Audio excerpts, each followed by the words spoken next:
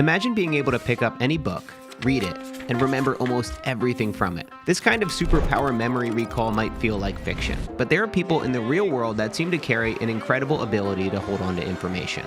And I'm definitely not one of them. I've read hundreds of books, blogs, and newsletters, but my ability to recall any of it is terrible. So I decided to finally look into this blind spot, to learn about how the smartest people in the world remember information, and to uncover their systems so I can use them for myself. This video is brought to you by Squarespace. I'll talk more about them later in the video. If I were to show you a nonfiction book that you've read over the past year, whether it was for school, work, or your own personal development, how likely are you to be able to remember 5 facts from the book? How well could you explain the book to someone else? All right, let me give this a try for myself. Steal like an artist. Being creative means getting inspired by other people, and you should steal like an artist. It's really a book about... I just read this book, so this one's a little bit unfair. What else was it? What else was in this book? Great ideas are really simple and clear.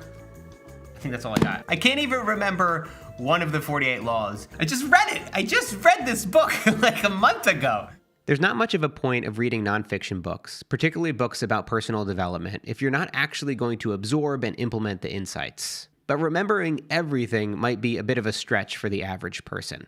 After some research, I discovered that our ability to remember things varies wildly from person to person. Some have terrible memories, others exceptional, and even others have photographic memories. As you might have guessed, the average memory is spotty, messy, and often unreliable. It's easier for us to remember events that provide a deviation from our typical sensory experience, like getting hit in the face with a ball. That interesting thing you learned from that self-help book? Not so much. But my question is, can we change that? I knew exactly who I needed to speak with. I read online that you've read over 3,000 books. Is that true? I don't know. I think it's probably bad form to count, like with the romantic partners. I don't know about you, but that number, well, it wouldn't take me very long to add up. Ryan Holiday is the international best-selling author of great books like The Obstacle is the Way and Ego is the Enemy. And while I can't remember much of what I read in these books, I do remember them being really good. Ryan, thanks so much for being here. One of the things that I was struck by when I first interviewed Ryan back in 2019 was his memory recall. He pulled quotes and stories effortlessly from the books that he's read over the years. Eisenhower had this line, he said, William James talked about this. I have a quote in the intro from Blaise Pascal. Buddha and Marcus Aurelius and Seneca and Confucius and... I seriously needed to know his secret. So I jumped on a video call with him so we could get to the bottom of it. One of the main reasons why I wanted to chat with you is because I have this problem where I read a nonfiction book and then I completely forget about everything. Like I can look at that book and be like, I don't remember 1 or 2 things from this book. How can we get better at remembering what we read and putting into practice what we read? First off, I'd be a little kinder to yourself. Having 1 or 2 things that you take from a book, if those are important things, that could change your life. You know, you paid $11 for this book. Like, is it so bad that you only got 2 life-changing things from it, right? So like, I think sometimes people are like, I don't have perfect recall of the book. I mean, the book was supposed to take you on a journey and leave you with something. I started in publishing as a research assistant. I worked for this amazing author named Robert Greene. And he showed me a way of reading that I practice to this day that I think could be valuable, which is basically, as I read a book, I fold pages as I'm reading, and then I make notes to myself. I'm highlighting the things that I'm liking. And then what I do as a writer, because I want to use a lot of this information, is I then transfer the stuff that I really liked or that really impacted me, and I put them on note cards. And so I just write the thought that I had that it inspired, or I write down the story, and then I sort those note cards by theme. So I'm kind of creating like an exterior brain that organizes the stuff that I took from the books. So I decided to put Ryan's system to the test and try it out for myself. And what better book to start with than Courage is Calling. That's Ryan's latest book, by the way. All right, so I've got my tools here, highlighter, pen, my Post-it bookmarks here, and a stack of note cards. And of course, my book. Let's see how this works. So when you really break down Ryan's system, there are 3 main parts. First, take notes while you read. Second, revisit and revise your notes when you're finished with the book. And third, categorize and file your notes. The reason why this kind of system is so effective at helping us retain more of what we read comes down to how our brains process information. Over time, we've developed a sorting process to help us determine what information to hold on to in our explicit memory. That's the type of long-term memory that's concerned with recollection of facts and events. Thanks to what's known as heuristic memory processing, we tend to prioritize information that is frequently used, recently used, or likely to be needed to make decisions. So becoming a better learner is all about putting in the work. Reading, taking notes, studying, and making use of the information that you're taking in. In other words, having a system like Ryan's. And while Ryan said that he enjoys audiobooks and ebooks, he thinks that there's an advantage to going analog.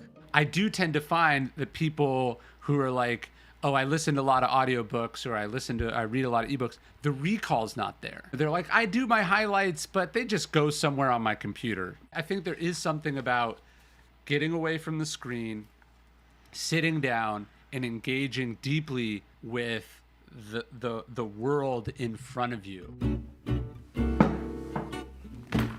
All right, so I have completely finished reading Courage is Calling, and I have taken extensive notes throughout. So I am a slow reader, and this process of taking thorough notes throughout the entire book definitely slowed me down even more, probably by 30 or 40%. But the idea is that hopefully this will make these memories and ideas just a little bit more sticky. Now I need to go through this entire book and take all of my notes, all of the best notes that I've taken, and put them down onto these note cards. So this video is sponsored by my friends over at Squarespace. I've been using Squarespace for nearly a decade for one main reason. They make it insanely easy for me to bring my ideas to life. Let me show you what I mean. Let's say that you've got an idea for a website where you teach people how to improve their memory. You start off by going to squarespace.com to grab your new domain name, mattrememberseverything.com. Next, you browse through dozens of beautifully designed templates to find the one that feels the most like you. And then the fun part begins. With a few clicks, you can add a hero image to your homepage. You can start your very own newsletter and outline your core business offerings. You could even start doing online coaching and earn money through your very own e-commerce store. You could call them memory mentorships. You know, that's actually a really good idea. Let me write that down. With Squarespace, you can scale your business with detailed analytics, scheduled posts, and so much more. It's never been easier to build a website to share your special gift with the world. Visit squarespace.com today for a free trial. And when you're ready to launch, go to squarespace.com/MattDiavella to save 10% off your first purchase of a website or domain. When you support Squarespace by clicking the link in the description down below this video, you're also supporting my channel, so thanks for considering.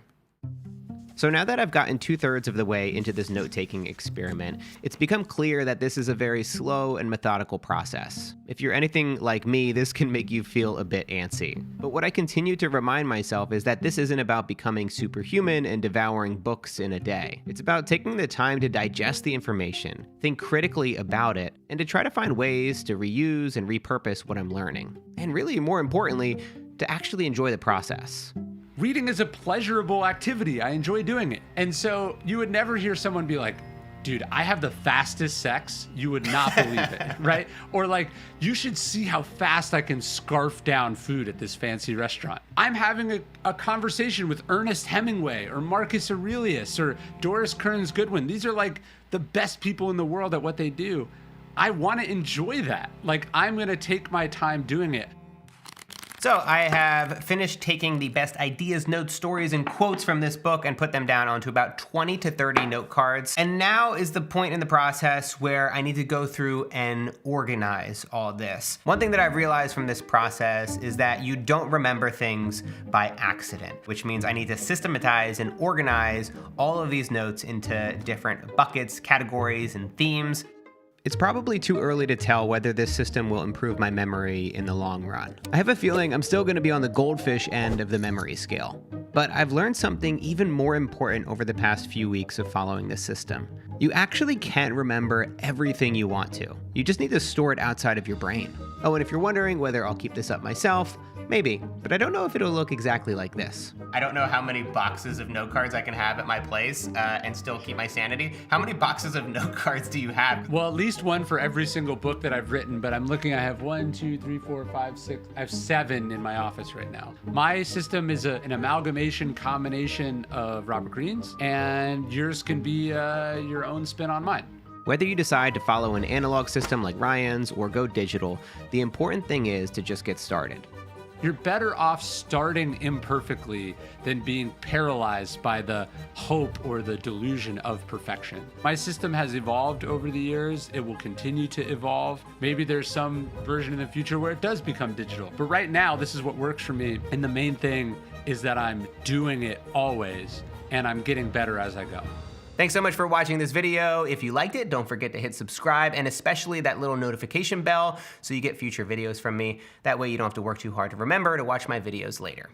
By the way, my exploration into memory and learning is only just beginning. Stay tuned in a couple weeks for a new video about how to build a second brain by taking all the information we consume and putting it into an intelligent digital system. It's the complete ecosystem of apps that you use to manage information. Thanks for watching, and I'll catch you next time.